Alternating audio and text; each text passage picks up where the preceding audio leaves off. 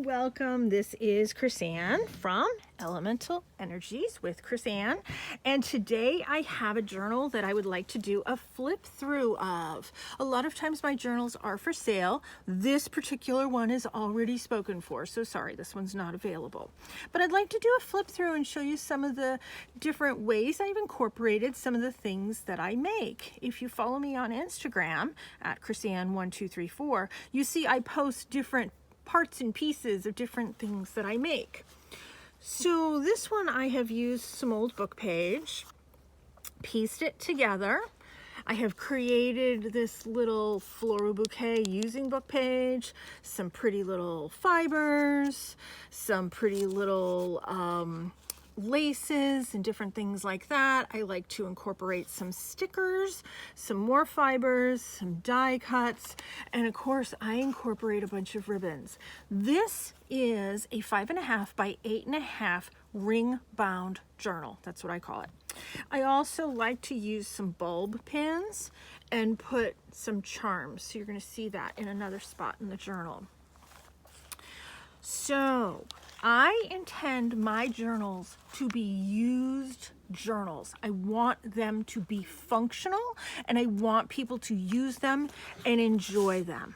And you can see I have some stickers that I've created and I've added some lines to them. So this is a journaling spot. This is a tuck spot. And in this tuck spot, I like to include some blank greeting cards. These blank greeting cards are twofold. You can either use them as a hidden journaling spot, or you can actually give them away as greeting cards, and I will be adding a couple more greeting cards to this and some envelopes to go with it. So you can see I have some book page here, some of my torn flowers. We're going to be looking at some more of those in a little bit. But here's some great journaling spots, and you can just take some paper and tuck it in here if you give the cards away. I do like to have coordinating pages side by side when I do my journaling. This I have created using punchinella, which is how you get those little tiny dots. It's a ribbon that's leftover scrap from making sequins and things like that. And then the larger orange circles are from stencils that I've created. I do like to include some hidden paper clips. This particular one has been holding this closed. And this is one of my movable pieces within the book here. I like to include some oracle cards in my larger journals and some ATCs. The ATCs can be used as journal cards for hidden journaling, etc. I didn't sign the back of those like I normally would. And I have decorated this with some leftover papers, some stickers. I've inked around the edges of the book page that I have used to create this. Some simple torn flowers, and I have the same exact thing over here with different items put inside. So let's see what the next page is. So this is some belly bands that I have created. And underneath these belly bands, this is a double belly band. So underneath this belly band is a large tag. And this is a tag book. So there's paper here that you can use. I've stenciled the background. There's that punchinella again. I've used multiple stamps here. I've stuck one tag here. I'm going to add a couple more tags here. So you can see that I have decorated this and I've just stapled on some lace. And then over here, I didn't decorate this. It's just simple pieces of paper that stick here in this double belly band. And I have the exact same thing over here. This background paper is paper that I created using all my spray inks. Let's see, these guys are stuck. There we go. So this one is super simple. It's bullet journaling, and I have done a very simple stenciling with the chakra colors in the background and some leftover book page, some little torn pieces of some other decorated papers. I do like to put some inspirational words throughout the whole journal, so you're going to see that on a lot of the books I have included in here, a lot of the little cards that I've tucked in, etc. Oops, I'm jumping ahead. And this is just something that I did some ink blending on, and then I distressed with water sprays. And this is ribbon. Isn't that so pretty? So you can do some journaling here, some journaling here. This is a great manifesting page. So what don't you want in your life? What do you want in your life? And let's manifest it. So there's 2 different pages to manifest 2 different things. On these coordinating pages, I have these really fun pop-out areas that can be journaled on. And I doubled it with some lined paper. Super simple, super easy. I didn't decorate this too heavily because, you know, it has to be written on. So I wanted it to not be too puffy. So this is just paper that I created with my jelly plate, as is this, and I stenciled the background of both of these. And once again, this is also one of those pop open spots to do some journaling on. And you can see that I have some of these little corners here just to add little something. These 2 pages are stickers that I created using my gel plate.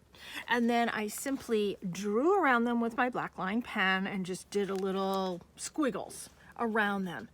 You know, the thing is, when you're creating, to be free, to just create, just let go, and not be so rigid. So these are great journaling spots within these circles. And yet again, I have one of those corner or page edgers. Now these guys have hidden tuck spots on the sides. So on this side, I have some of my decorated book plates or library cards, and I have 3 in each side, but I also stenciled. And both of these stencils are used for journaling. So you can journal here, and you can journal here within the sort of B areas. So, you know, if you're coming up with your word, what's your one word? What's your word of the week? You know, you can use this to create your words, your inspiration words for the week, etc. So this one I also have just a tiny little tag that can be used for journaling.